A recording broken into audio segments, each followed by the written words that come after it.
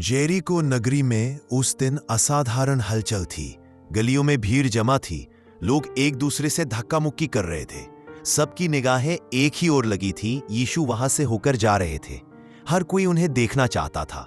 लोग कहते थे कि उनकी वाणी में जीवन है, उनके स्पर्श से रोगी चंगे होते हैं और उनके वचन से पापी भी नया जीवन पा जाते हैं। उसी नगर में रहता था एक व्यक्ति, जक्कई।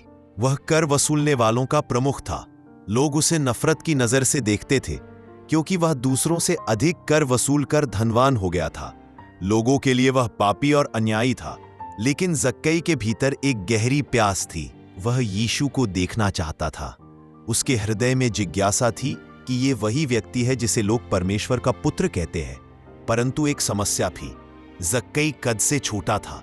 चारों ओर भीड़ इतनी घनी थी कि वह कुछ देख ही नहीं पा रहा था। लोग उसे आगे बढ़ने नहीं देते क्योंकि सब उसे तुच्छ समझते थे। पर जक्कई का दृढ़ निश्चय था कि चाहे कुछ भी हो, वह यीशु की झलक पाएगा। तभी उसने एक उपाय सोचा। वह दौड़कर आगे गया और एक बड़े सिकामोर के पेड़ पर चढ़ गया। वहां से वह स्पष्ट रूप से रास्ता देख सकता था। उसकी आंखें भीड़ में यीशु को खोज रही थी। उसके हृदय की धड़कन तेज हो गई थी। क्या सच में आज मैं उसे देख पाऊंगा? भीड़ के बीच में यीशु धीरे धीरे बढ़ते आए। अचानक उन्होंने अपनी चाल रोकी और ऊपर उस पेड़ की ओर देखा। सब हैरान रह गए। यीशु सीधे जक्कई को देख रहे थे और फिर उन्होंने कहा, जक्कई जल्दी नीचे आ, क्योंकि आज मुझे तेरे घर ठहरना है। भीड़ स्तब्ध रह गई। यह क्या? यीशु इतने पवित्र, इतने धर्मी, और वे उसी जक्कई के घर ठहरने जा रहे थे जिसे सब पापी कहते थे।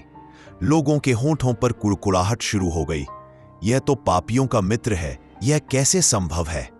पर जक्कई के लिए यह क्षण जीवन का सबसे बड़ा अवसर था। वह फुर्ती से नीचे उतरा। उसका चेहरा आनंद से चमक उठा।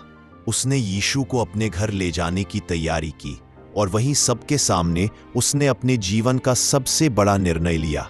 उसने कहा, हे प्रभु, मैं अपनी आधी संपत्ति गरीबों को दे दूंगा, और यदि मैंने किसी से छल या अन्याय से कुछ लिया है तो उसे 4 गुना करके लौटाऊंगा।